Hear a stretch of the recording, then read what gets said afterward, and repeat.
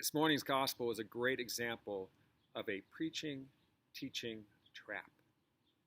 What I'm referring to is the tendency of a preacher when, upon receiving a memorable, positive soundbite text, to immediately accept it as correct and then move the congregation towards real life applications.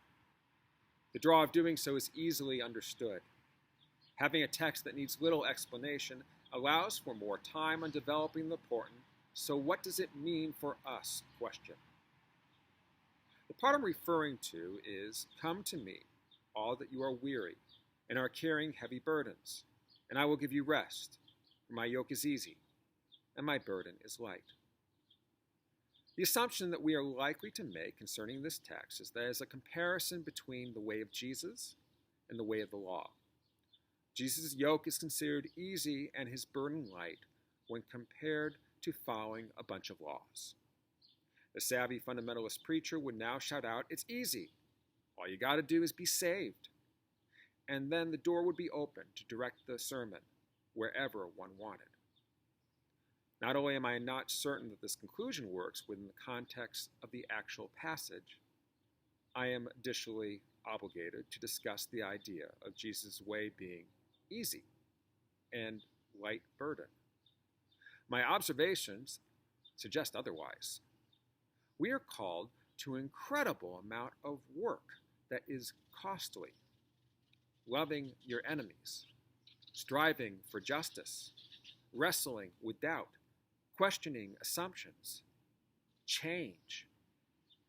That's not easy at all.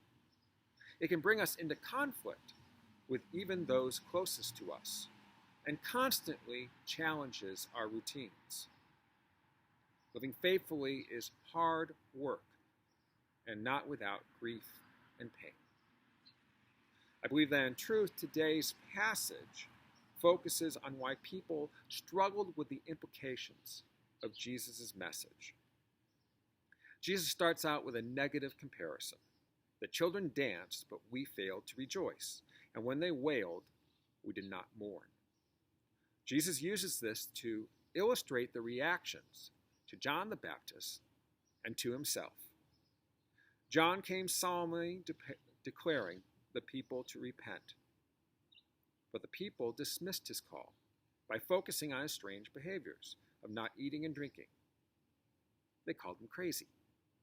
Jesus comes and, as he says in the earlier chapter, the blind receive their sight, the lame walk, the lepers are cleansed, the deaf hear, the dead are raised, and the poor have good news brought to them.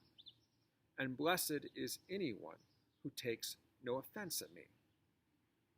But people do take offense, not directly criticizing his work, but instead point to his eating and drinking as proof that he's of questionable character. Despite being the virtual opposite of John, both get called degrading names, and in doing so, people feel free to dismiss their message. It is disturbing to realize how this happens so often, even now. When the news is something that someone doesn't want to hear, the easiest way to dismiss the message is to disparage the messenger. So let us focus on the message one more time. Come to me, all you that are weary and are carrying heavy burdens, and I will give you rest. Take my yoke upon you and learn from me, for I am gentle and humble in heart, and you will find rest for your souls. For my yoke is easy and my burden is light.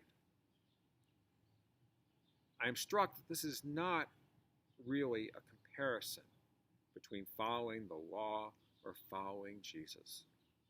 It is also not a declaration that the way itself is easy without hard work. Instead, the word suggests that the spirit of our approach to God and life matters. It is not marked by both passion and compassion.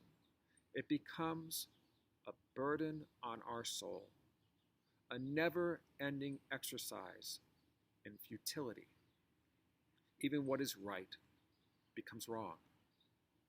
But if our heart is light and forgiving, gentle while passionate, the feel of the work will not be burdened. In other words, our soul will indeed be cared for, and we in turn will be able to care for others.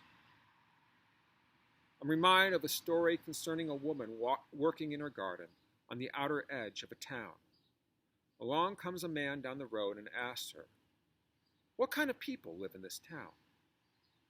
The woman replies, "What kind of people lived in the town where you just left?" "Terrible, bitter, dishonest, unhappy, complaining people who only cared for themselves. So glad to leave them all behind." The gardener shook her head. "I'm sorry to say that you'll likely find the same people here in this town." "Unbelievable!" exclaimed the man. "I guess I'll go somewhere else." "Good luck with that," said the woman. Sometime later, another man walked by the road and asked the same woman, "What kind of people live in this town?" The woman replies, "What kind of people lived in the town where you just left?" "Wonderful, thoughtful, and kind people. Even in our differences and conflicts, we managed to hear and care for one another. I hated to leave." The gardener extended her hand and smiled. "Don't worry. I'm pleased to say as about how you'll find folks here. Come to me, all you that are weary and are carrying heavy burdens, and I will give you rest. Take my yoke upon you and learn from me, for I am gentle and humble in heart, and you will find rest for your souls. For my yoke is easy, and my burden is light." The spirit of our approach to God and life matters.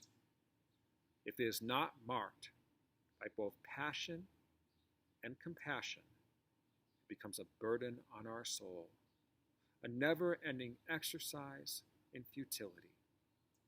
Even what is right becomes wrong.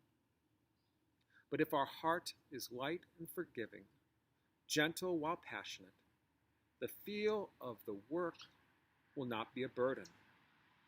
In other words, our soul will be cared for, and in turn we will be able to care for others. Thanks be to God.